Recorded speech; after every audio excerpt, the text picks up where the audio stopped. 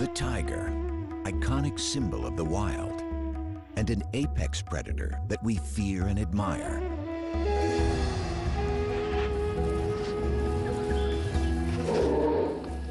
In our imaginations, they roam the jungle. But today, many tigers have never even seen the wild. The vast majority of them spend their lives in captivity. Princess is an American tiger, a distant relative of her wild ancestors. She doesn't even know how to hunt. Most tigers in America aren't found in zoos. They're privately owned. There are more than twice as many of them as the highly endangered wild tiger. This could change if new legislation is passed that would ban the private ownership and breeding of tigers. What are the issues surrounding captive tigers in America? And what does the future hold for their wild cousins? Tigers are one of the world's most popular animals. Everybody loves to see a tiger at the zoo. Even the scientists who work around them are impressed by their majesty. Ron Tilson is the senior conservation advisor at the Minnesota Zoo and a renowned expert on tigers. He spent many years tracking and studying them in the jungles of Asia. My heart beats faster every time I see one. Yeah, there is, it's because everything, they represent everything. They are the icon of Asian wilderness. They are the most powerful cat, the largest cat. They are, in my opinion, one of the most attractive cats. But it's also the fact that essentially we have evolved as a species with the tiger, and the tiger is one of the only animals on Earth that preys and eats people. And when a tiger looks at a human being, I think the tiger sees us for exactly what we are. We are nothing more than a piece of meat.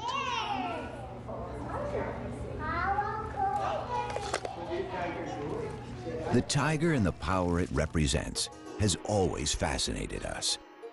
At the beginning of the 20th century, there were 100,000 tigers in the forests of Asia.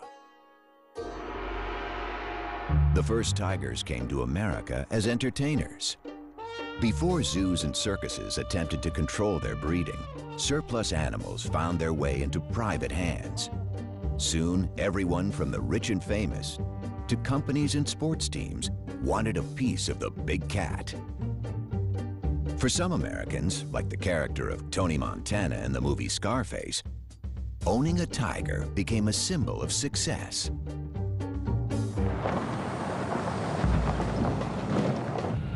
Martin Dins is a celebrity veterinarian and was one of the first to specialize in exotic animals.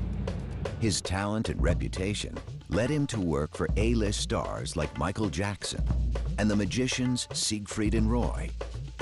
He witnessed firsthand the rise of the tiger population in America. The tiger pet phenomenon became a trend, I would say, in the early 60s. We could be driving in Beverly Hills and see a person driving a convertible with a tiger sitting up in the back seat. Or people owning a Jaguar, a big Jaguar, driving around in their Jaguar with it. There were no import restrictions. There were no restrictions on the sale out of a pet shop of these kind of animals.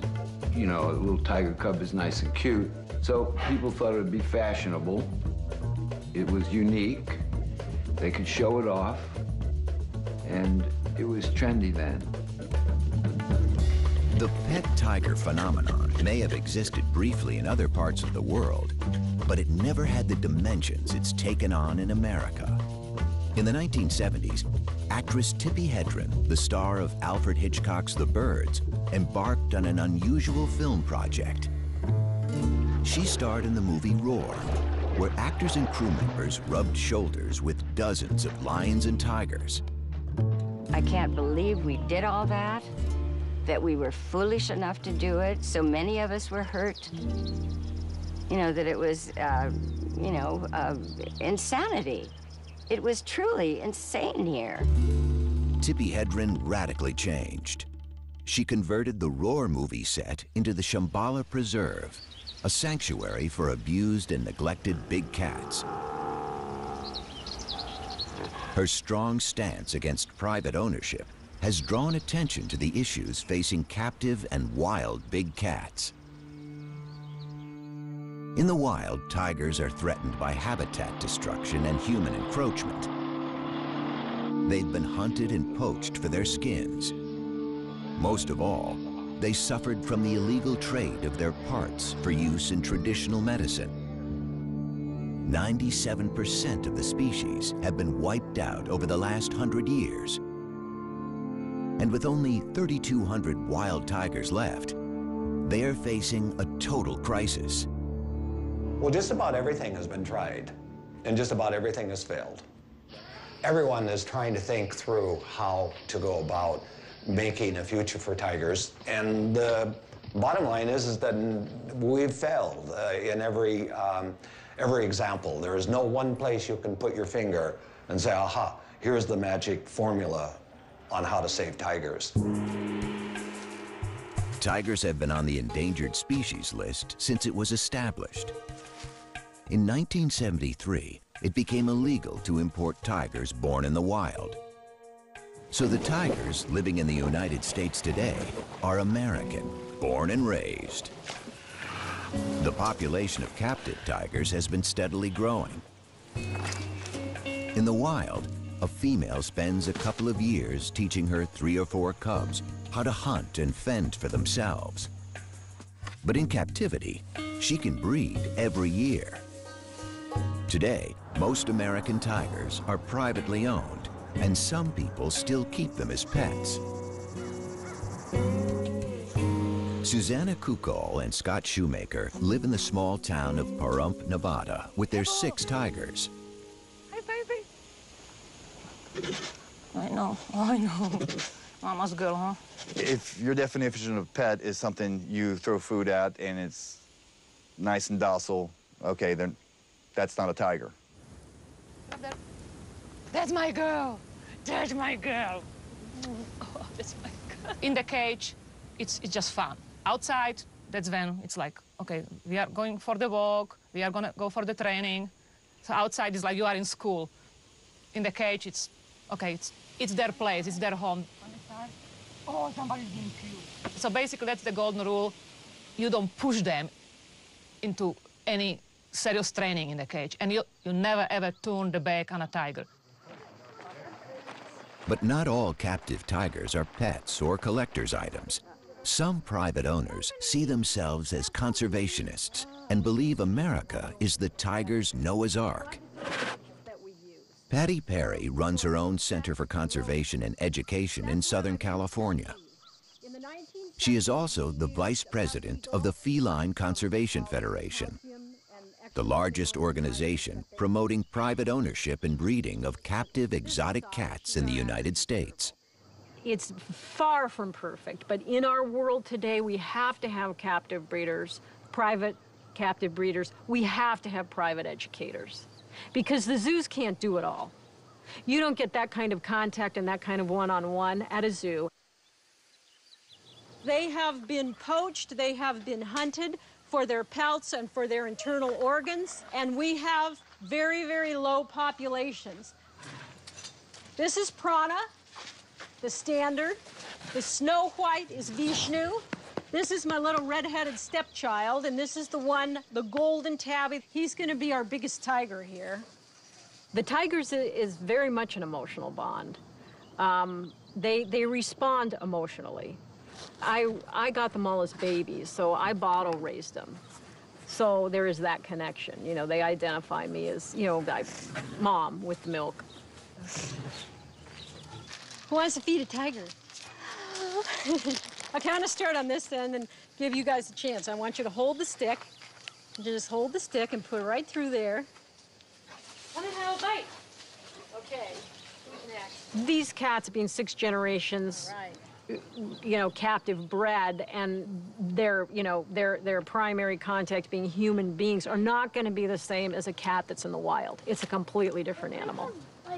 But will they ever be domesticated? No.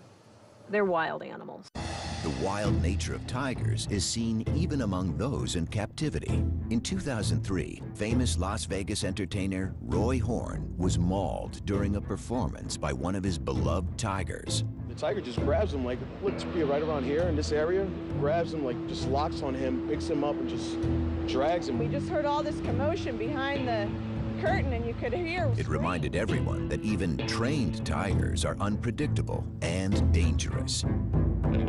For 40 years, those guys did 2 to 3 shows a day. In the beginning, 7 days a week. That's a lot of exposure to a tiger. If you fall down in front of one of these big cats, and especially with tigers, they're gonna carry you off, regardless of what your relationship is with them. He's got a thing for me, Patty. I know, he does. In my career as a zoological veterinarian, I've worked the gamut of facilities and owners that have tigers. There's the zoos, there's the circuses, there's the private collectors. And years ago, there were a lot more of the illicit owners of these animals. But I've worked for all of them, and I don't discriminate. I have done the best I can to discourage breeding by unqualified individuals. But I took an oath, and is it my business to say, no, I'm not going to treat this tiger because you own it privately? That's on the other side of medicine for me. Lisa Ann Takansnick is an attorney in Washington, D.C. Her organization, the Wildcat Conservation Legal Aid Society, is trying to determine the exact number of privately owned tigers. Hey, I'm calling to follow up with you on the tiger research. You were going to finalize some of the numbers for which state are you still working on? What are we looking at? Alabama? The actual number of tigers in the United States is still a matter of speculation. But the enforcement of laws already in place is problematic. Legislation varies from state to state. At the federal level, the Department of Agriculture and the Department of Interior both enforce different laws affecting tigers. There is no single government body responsible for tiger welfare. Well, we don't really know how many tigers are held captive in the United States. It's a very good question because estimates tend to go all over. Some say there's 5,000 cats in captivity, tigers. Some say there's up to 10. The problem with the numbering system is that the 2 federal agencies that are there to enforce our Endangered Species Act and the Animal Welfare Act don't know how many tigers are out there, which is very troubling because we need to get a handle on the number of cats. As hard as it is to imagine, big cats can be found everywhere, even on the 5th floor of an apartment building in the heart of New York City, like on an October day in 2003. This police video shows Ming, a full-grown 325-pound tiger, left home alone by its owner in Unit 5E of a Harlem apartment building. If the number and the location of big cats is a source for concern, a larger concern might just be the irresponsible owners. Screening for them remains difficult. In 2005, near the Ronald Reagan Presidential Library in Moore Park, a stunning example of human-tiger conflict occurred. I saw the tiger right there, just real slow, huge. He was about this high up to the fence. Newly retired George Gross was the incident commander at the California Fish and Game Department. For more than 3 weeks, he chased a tiger on the loose in a residential area. He got no help from the cat's owner, and on a February morning, he had a difficult decision to make. Basically, this was like a city living in fear for a month because somewhere there was this large tiger running around in their neighborhood. We didn't see it for quite a while, but we knew it was in here. So when it climbed out, it was like it came out of nowhere. All of a sudden, everybody could see it, and it started walking around quite slowly through the grass. You know, I was within 150 yards of it. First thing I thought was, like, what a majestic animal. This thing's beautiful. But then, you know, I came back in, it's like, but I have this job to do too. So it started walking towards me, and then it started going up a trail. I sat there and said, I can't have it up here on the soccer field, baseball field, and our opportunity to take a shot really diminishes. So that's when I gave the order for people with rifles to, if they had a clean shot, to take the shot. The male tiger, weighing as much as 600 pounds, was taken from the hills near the Ronald Reagan Presidential Library by wildlife officials who say they had no choice but to kill it. I've always felt that I, unfortunately, made the right decision. And, you know, to be honest, is the first thing I did was pat him and say I was sorry. Because I knew I didn't want to kill him. George Gross was not the last law enforcement agent faced with such a decision. There was an even more dramatic incident on October 18, 2011, when there was a massive release of wild animals in Zanesville, Ohio. The owner of a private zoo threw open the gates of his facility before committing suicide. This time, it wasn't one tiger, but 18 on the loose. They were all killed by the authorities along with lions, bears, and monkeys. It probably will come to another tragedy before certain laws are either enforced like they should be, or new laws are going to have to be implemented. To have multiple situations happen because we're not moving on these issues is very tragic, and it's very sad, not only for the individuals, but the cats that are involved, because most of the time those cats are shot on site. I'd rather see us be in a proactive mode versus a reactive mode. Is it time to ban the private ownership of tigers and other exotic animals?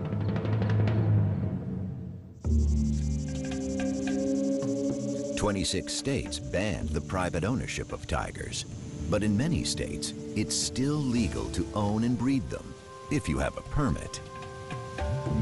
Stories of tiger cubs sold at swap meets or on the internet are galvanizing the movement to ban private ownership of big cats. And in Washington, a political and legal battle is underway. People can't believe that these animals are still being born to be sold as pets. And you can get them for any amount of money if you're foolish enough to pay. And when you see those little cubs, they're cute. But by the time they're 7 months old, they are tearing up your house and taking a pretty good chunk out of you, because they don't have a 400-pound mom to say, knock it off, nor do they have any siblings with whom to play. So you become the sibling, and they're tough. You're dealing with an apex predator. They are top of the food chain, one of 4 of the most dangerous animals in the world. And yet our government says that's okay, and they will even give a permit to have these apex killers in somebody's backyard. It's very wrong. Tippi Hedren decided that something needed to be done and contacted her congressman. She successfully proposed a new law to prevent taking big cats across state lines, but this was just the beginning. So I took a bill to Washington in 2003. It was simply to stop these animals moving from one state to another. And it took 2 years. It was called, titled the Captive Wildlife Safety Act. It was sort of a precursor to the bill that I am ultimately, my goal is to have a bill that will stop the breeding of all of these animals to be sold as a pet or for financial gain. Tippi Hedren isn't alone in her quest to end the private ownership and breeding of tigers. Conservation organizations fear that the captive population of American tigers could contribute to the lucrative global trade in tiger parts for traditional medicines. For now, tiger farms in China and poaching are the main source of parts. To have a state law, and we have 50 states, banning breeding of tigers in captivity would be too problematic. And it's easier to make it a federal regulation. Then we don't have 50 different laws that could have as many different exemptions, so it's easier to do it at the federal level. The private ban is really focused on going after the individuals or these backyard breeders that are sort of out of the radar. Many private owners who have all their permits believe they have every right to keep tigers. Well, the possibility of a federal ban would be a nightmare. There are more and more and more restrictions all the time. All the time. More and more regulations and more restrictions. You have to, again, you have to be organized. You have to have lobbyists. You have to present your side of it to the right people. It's a political thing. It's a money thing. The organizations pushing for the ban are also concerned about tiger welfare. Even federal agencies have set very low standards of care. A 3x3 meter cage is the minimum requirement. Tammy Tees manages the Wildcat Sanctuary in Minnesota. She has heard countless stories of abused animals and careless owners. Most of the animals, including the tigers at the sanctuary, come from people who think a tiger would make a good pet. We hear all the stories. It got aggressive. It turned on me. I can't find vet care. I lost my homeowner's insurance. You know, I didn't know it'd get this big. I didn't know it'd eat this much. And we tell people a wild animal is not a pet, and it never should be kept as one. Titan behind me, that tiger was illegally owned and should have been seized under the state law. Had he been seized prior to that, his owner would still be alive today. Stopping people from acquiring and breeding tigers motivates animal rights defenders and conservationists, but private breeders defend their practice by saying that if tigers were to go extinct in the wild, it would be better to have captive tigers than none at all. This view is highly controversial. My question is, if you ban these animals, we can no longer keep and breed them, so they will be extinct in captivity. Now they go extinct in the wild. What have you accomplished? You kill the species.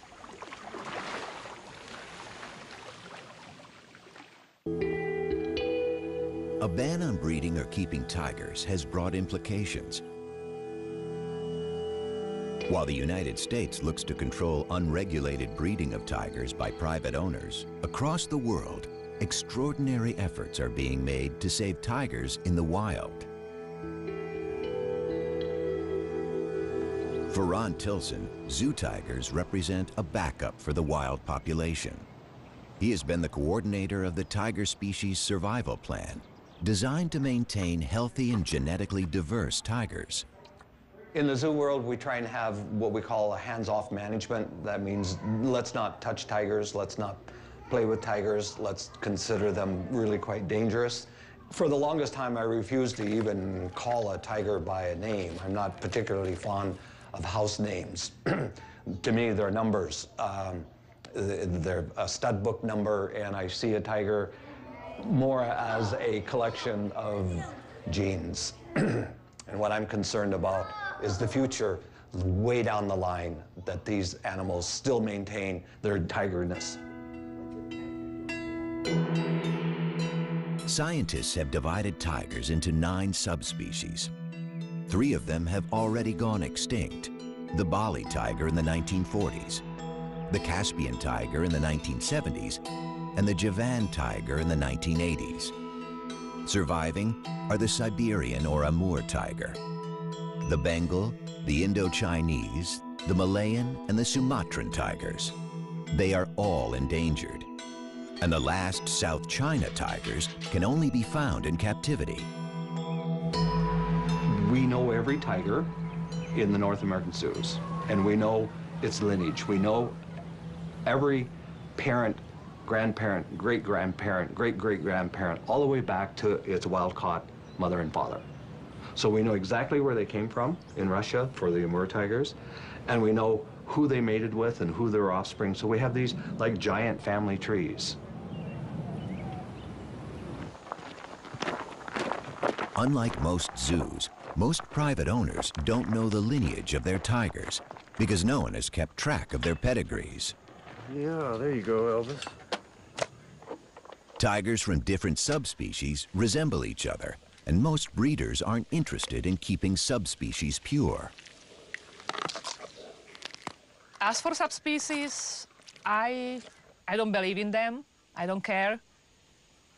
And some of them might have more Bengal blood in them because some of them don't actually grow the big, thick fur in winter. Some of them do, so I know they have a lot of Siberian blood with them. The white tiger is the best example of breeding for looks. Loved for its striking appearance, it's not a subspecies, but a color morph, the result of a recessive gene that causes 1 in every 10,000 tigers to be born white.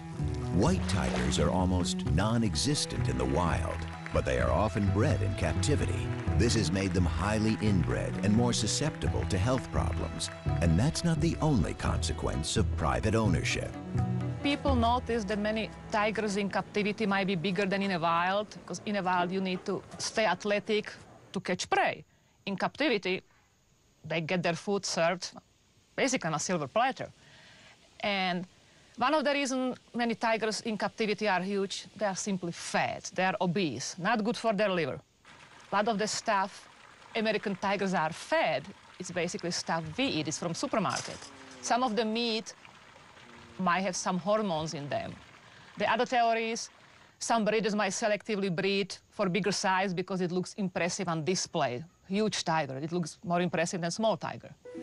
Might be simply because they just don't exercise as much as the ones in the wild, because any cat, even in the wild, if they don't have to move, they don't move, they sleep.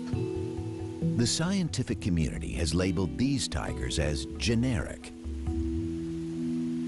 They look like tigers, but are they really?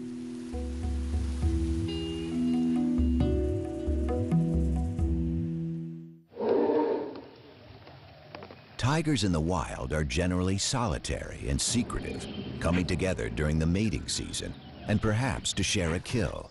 In captivity, they become very sociable with both humans and other tigers.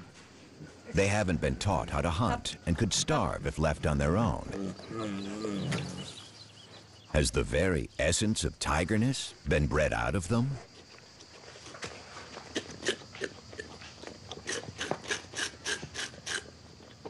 What we do know about subspecies, legitimate subspecies, is that we know what their genetic makeup is according to molecular biology. Okay, it can be defined. And that is why the private ownership tigers, they will never contribute to the conservation of wild tigers, simply because, not because they're not a tiger, because in a sense they are a Panthera tigris. That's the Latin name for what a tiger is. But they've lost their tigerness. They've lost their tigerness, and what we mean by that is they have been inbred and crossbred to the point where no one knows what their lineages are, and everyone knows the more inbreed you have, the greater risks or susceptibility to diseases. You become less fit, and when you become less fit, your ability to survive in the wild becomes negligible. The American tiger is really a junk tiger. It is nothing more than an illusion of a tiger. In 2005, Ron Tilson and Tammy Tees worked together to stop the breeding of tigers in Minnesota. They're concerned about the conditions in which private tigers are kept. So Sabrina is supposed to be a Sumatran Bengal mix, and she's our worst abuse case we've seen. She charged the fence nonstop. Mm-hmm.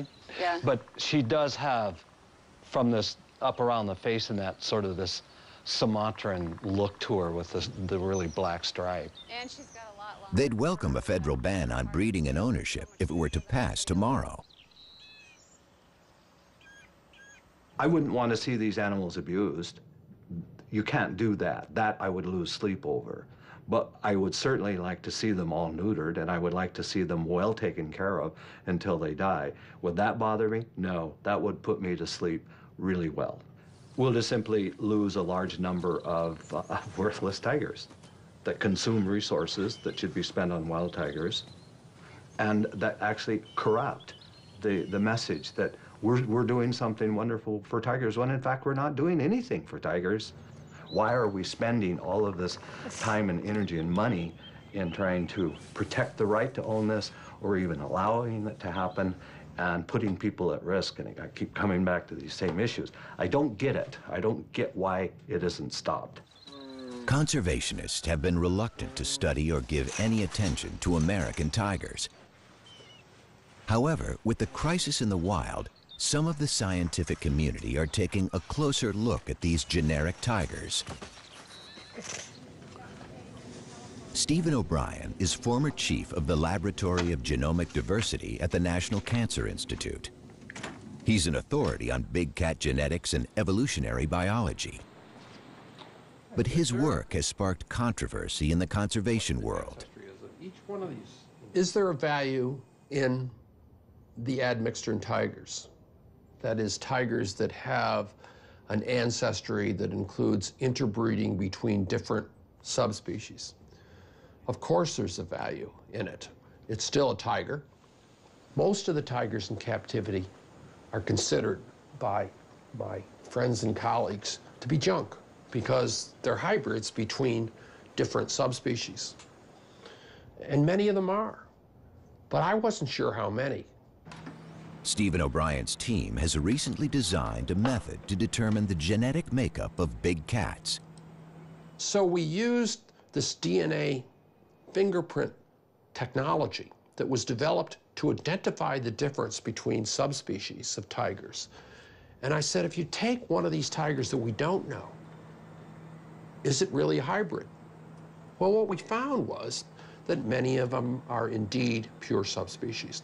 They were either Bengal, or they were Amur, or they were Sumatran, or one of the living subspecies. I think the captive population should not be discounted. Good. Nice. The reassessment of these generic tigers has led to another exciting discovery. Not only are some of them purebred subspecies, they also have a rich genetic diversity, as rich as in the wild population. Since their ancestors were taken from the wild when tigers were thriving, some captive tigers have retained many characteristics, perhaps now lost in wild tigers.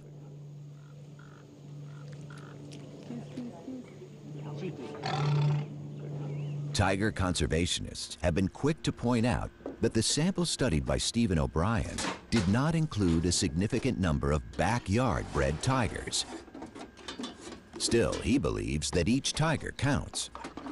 My personal feeling about it is we're backing up a tiger population in the wild that is not doing very well. And to tell you the truth, I'd rather have the animal alive in a few hundred years than simply lose it by exterminating all the captive animals, which is, one solution.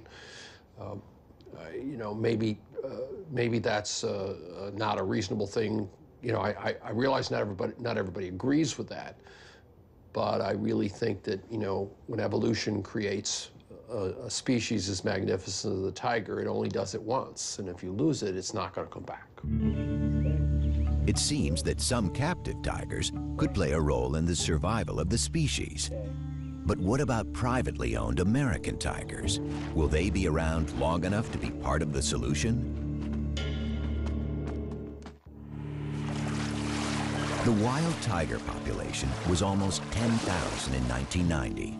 20 years later, there are only about 3,000 animals left, and they are vanishing faster than ever. When I first moved into this office 25 years ago, I had this big concrete wall and I wondered what I wanted to put on it. And it came to me, why don't I have the covers of magazines that are focusing on tiger issues? It starts back here, The New Scientist. Does the tiger have a future? That's what we're talking about right now. Too Late for Tigers in Wildlife Conservation magazine. Doomed, cover of Time magazine. The Last Tigers. Initially, I thought they were very interesting because it gave me a focus. But what happened was that this message just became such a common message. It's a little bit like the sky is falling down, the sky is falling down, and after a while, no one hears you calling. World leaders seem to be finally waking up to the dire future facing wild tigers. In November 2010, an international summit was held in St. Petersburg. The goal was to develop a strategy to save the wild tiger from extinction. Heads of state from the 13 tiger range countries set a target to double the population by 2022 and committed over 230 million euros. But is that enough? The threats facing the Asian big cat are many and serious. In August 2011, the U.S. Fish and Wildlife Service announced that it wanted to reinstate a permitting process to control the breeding of generic tigers. This would severely reduce the number of tigers bred in captivity. But for the proponents of a total ban on private ownership, things aren't moving fast enough on Capitol Hill. Along with private owners, the entertainment industry is lobbying to slow down the legislative process. I am very annoyed that this bill is in the status that it is. It's just up in the air right now because we can't, I am not going to buckle and say it's okay to breed these animals. It's a huge problem. Come on, Ash. Yeah, she's a little fat. She's getting old. You gotta maybe try the But tigers have created jobs and income. They appear in movies. They're still popular in circuses. And there's even an industry that's created a special diet for them. In these days of economic turmoil, a ban that would cost American jobs isn't easy for a politician to support. To be honest, I really don't know what the federal ban will do because like so many of the federal regulations and the state laws, there's going to be exemptions carved out of a federal ban on breeding tigers and other big cats. So the circus industry could be exempt, entertainment could be exempt. It'll be a very long process because there's a lot of money involved. From the professional's standpoint, it's a sensitive issue because they're being regulated out of the business. And, well, from the owner's standpoint, it's a sensitive issue because they're attached to the animal. And they're emotional about it. Only recently, American tigers have come under scientific and legal scrutiny, and their fate raises many questions. But if the wild population is to double, animals bred in captivity will be required for the complex process of reintroduction. Even though conservationists have every reason to be pessimistic about the future of the tiger, there is still some hope.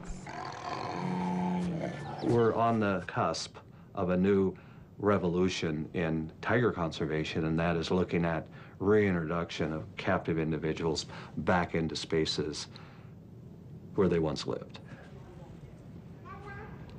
The big issue is, can captive tigers actually go out and live and survive on their own in the wilderness areas? The honest answer to that is, don't know. There's some who say no, they have to be taught how to do this, and they learn from their mothers, and the mother can't teach them if there aren't natural prey. But in fact, all of these are little roadblocks. All of these can be taken care of and surmounted. Captive bred lions and cheetahs have been introduced into the wild in South Africa. This has encouraged Chinese officials. Today, South China tigers are being prepared in Africa for their reintroduction in China. Each generation will be released into a larger and wilder setting. They will learn how to hunt, teach their skills to their offspring, while having less and less contact with humans. But preparing tigers for their release is only half of the challenge. Experts know that wild tigers need space, and 250-kilo predators also need prey. Preserving the ecosystems of tiger range countries is as crucial as preserving the tigers themselves. That's why there are so few of these rewilding efforts. We need some new ideas if we're going to really realize the prediction of the St. Petersburg summit to double tigers in the wild. And one of the possibilities is to be exploring places where we can restore tigers. Central Asia, the former range of the extinct Caspian tiger, is a vast region with a sparse population. Countries like Kazakhstan and Uzbekistan did not participate in the St. Petersburg summit, but they are prime candidates for bold conservation initiatives. It's a habitat area which is very low in human density, which is important for reintroduction of tigers, which has the potential of being homes for tigers from different parts of the world. There are conservationists in these areas that I think, in fact, I know, would be very interested in hosting tiger reconstitution or reintroduction in those regions. For these programs to work, more tigers will be needed. The fate of thousands of privately owned tigers is being debated by scientists, lawyers, and politicians. So far, no one has asked for any of these tigers to be shipped overseas. Princess, look at mommy. Princess. There she is. Will the American tiger have the chance to play a role in the future of the species? That has yet to be determined. But perhaps one day, an American-born tiger will be set free to join its wild cousins.